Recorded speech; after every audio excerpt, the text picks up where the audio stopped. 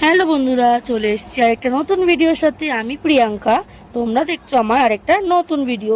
তো আজকে চলে এসেছি, প্রথমেই দেখলে আটাটা মেখে নিয়েছি, আর এখানে আলুগুলো ভেজে নিচ্ছি, আর এই যে মশলাও কষিয়ে নিচ্ছি। এই যে পেঁয়াজ দিয়েছি, তেজপাতা দিয়েছি, শুকনো লঙ্কা দিয়েছি, আর তার সাথে হলুদ, জিরের গুঁড়ো আর লঙ্কার গুঁড়ো। এবার আস্তে আস্তে আদা বাটা, রসুন বাটা, আর একটু সামান্য পেঁয়াজ বাটা আর টমেটো বাটা সব মিক্স করেই বাটাটা করেছি আমি একবারে।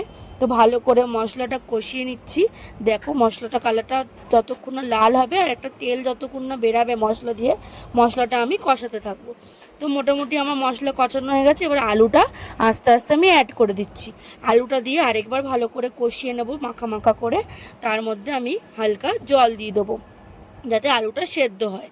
তো বরের আবদার আর রান্না তো আমাকে করতেই হবে। আজকে করেছি লুচি আর আলুর দম। তো আলুর দমটা প্রথমে তোমাদের সাথে শেয়ার করছি। আমি বাড়িতে এরমভাবেই আলুর দম তৈরি করি। এই যে দেখো মশলাটা বেশ ভালো মাখা মাখা হয়ে গেছে।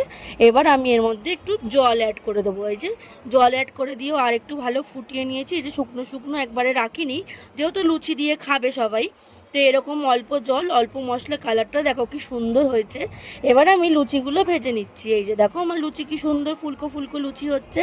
তো হালকা আটা আর হালকা ময়দা মিশিয়ে আমরা লুচি করি, আমরা পুরোটা ময়দা দিয়ে করি না, ওই জন্য একটু এরকম কালার। তো বুঝতেই পারছো। তো ফুলকো লুচি ভাজা হয়ে যাচ্ছে, আর এবার আমি সব কটা লুচি একে একে ভেজে নিচ্ছি। সব কটা লুচি, কারণ আমাদের অনেকগুলো লোক, আমরা 4 জন খাবো। লুচি অনেকই লাগে জানো তো, গরম গরম লুচি খেতে বেশ ভালোই লাগে। তো আমার ভিডিওটা যদি তোমাদের ভালো লাগে অবশ্যই লাইক করো, কমেন্ট করো, শেয়ার করো। টাটা, সবাই ভালো থেকো, সুস্থ থেকো। এটা হলো লাস্টের পরিবেশনটা।